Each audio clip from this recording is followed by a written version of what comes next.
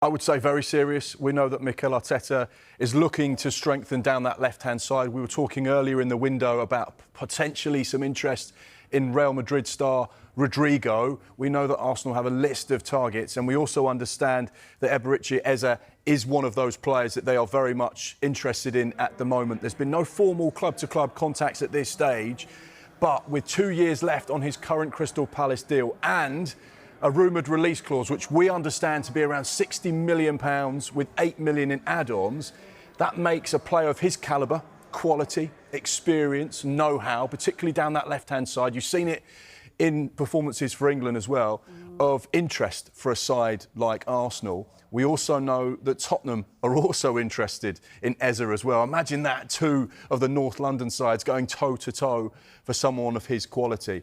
So, yeah, this is going to be one to watch, one to keep an eye on. He's got 2 years left on his current deal. And normally you get to that point where you either sign a new contract or the club sells you.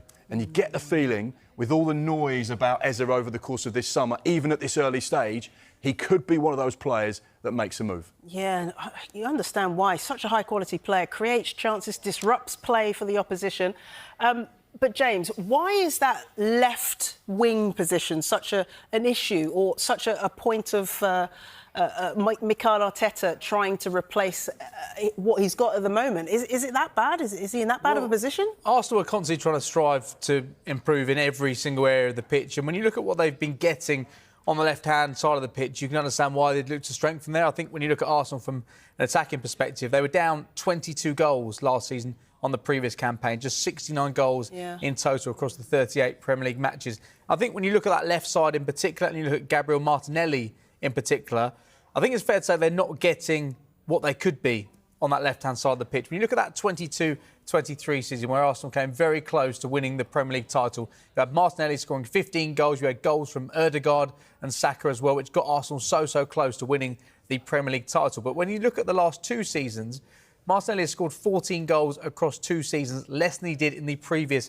campaign. And in terms of the assists, he's not necessarily producing those numbers as well. From a creative point of view, 575 minutes per assist in the Premier League last season. He's taking less shots from the left-hand side as he was in the previous campaigns. Yes, he shared minutes with the likes of Leandro Trossard and at times Raheem Sterling last season.